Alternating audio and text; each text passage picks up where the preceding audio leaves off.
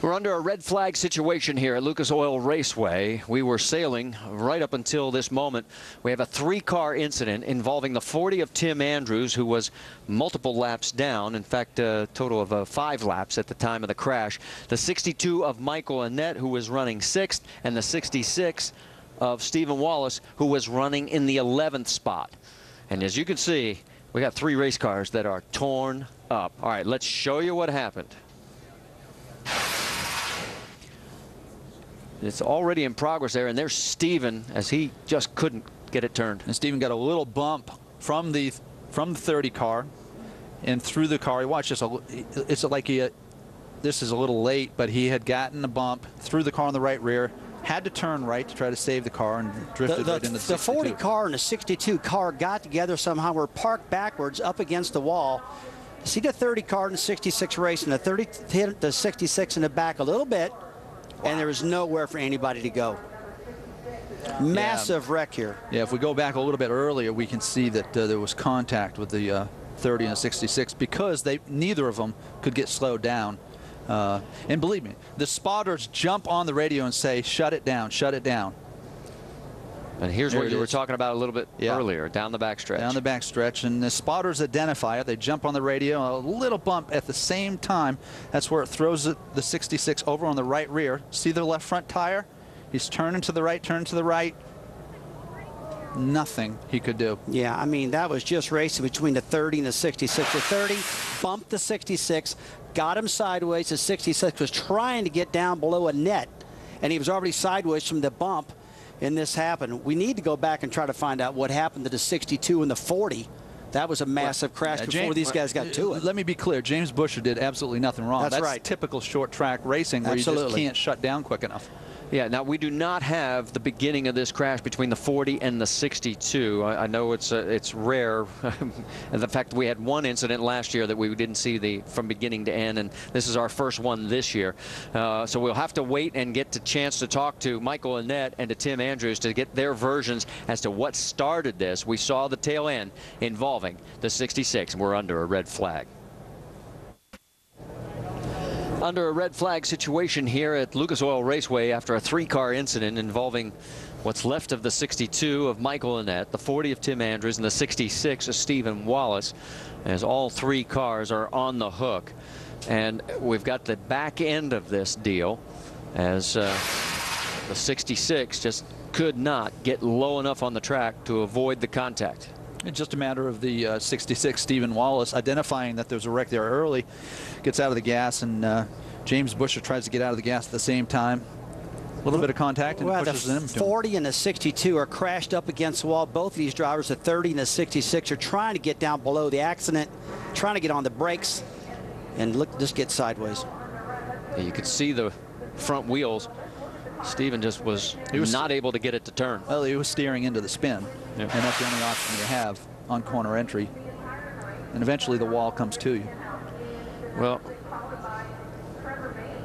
let's check in with Jim Noble. He has caught up with Steve Wallace. All right, I hate to use the term innocent bystander because Steve Wallace had a pretty good run going and you were getting better. What did you see in front of you?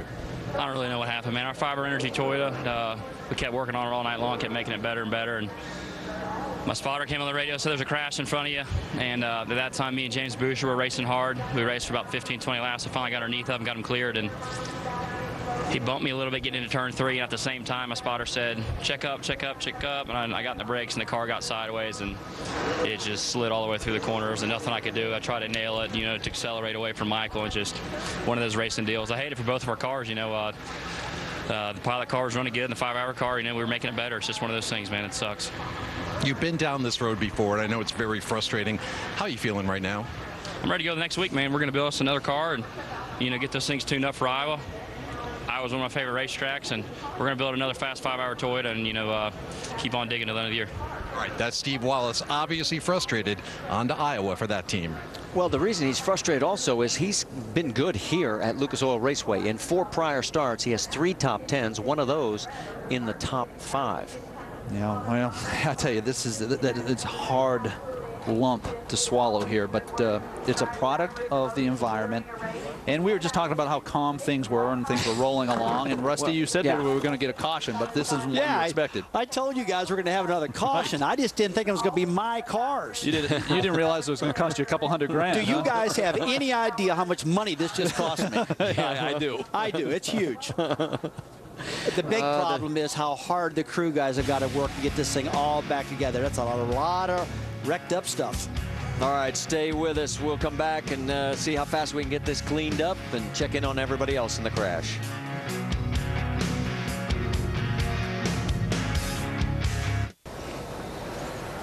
Our red flag situation here at Lucas Oil Raceway continues as we have completed 176 of the 200 laps. That's what's left of the 62 of Michael Annett's car, and Jim Noble's caught up with Michael. Well, Michael Annett had a top 10 run going, a two-tire call got you up front. Then it was hard to see what happened from our vantage point. What was yours?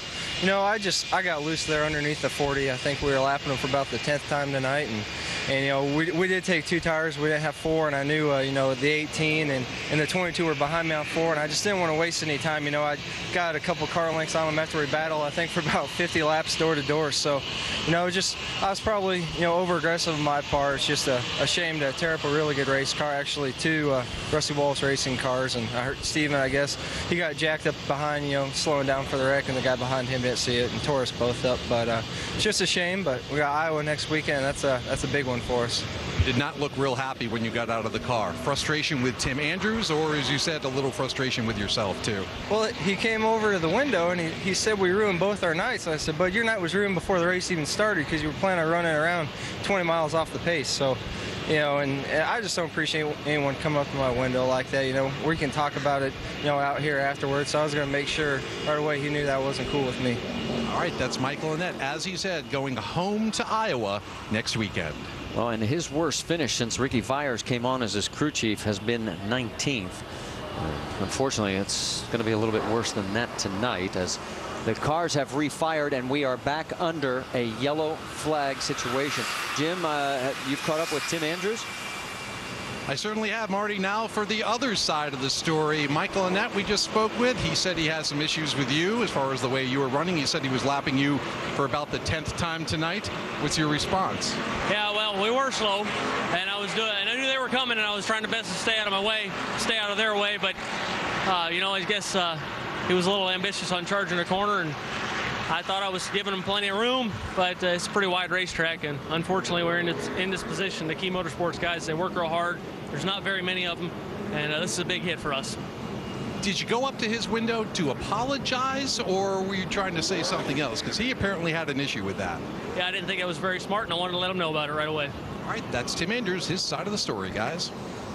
All right, so our red flag situation, as we've said, is over. It lasted 12 minutes, 34 seconds. We're back under the yellow caution as we'll get the pit stops. And let's talk a little pit stop strategy now. If you are Ricky Stenhouse, you have led 173 of 177 laps. Put yourself in crew chief spot as here comes the 38 in. What would you do? Pit road is not open, so this is a stop that is...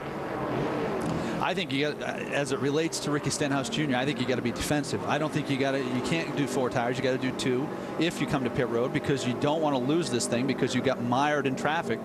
Take 4 and 8 cars take 2. I don't know if you have enough laps. Ricky,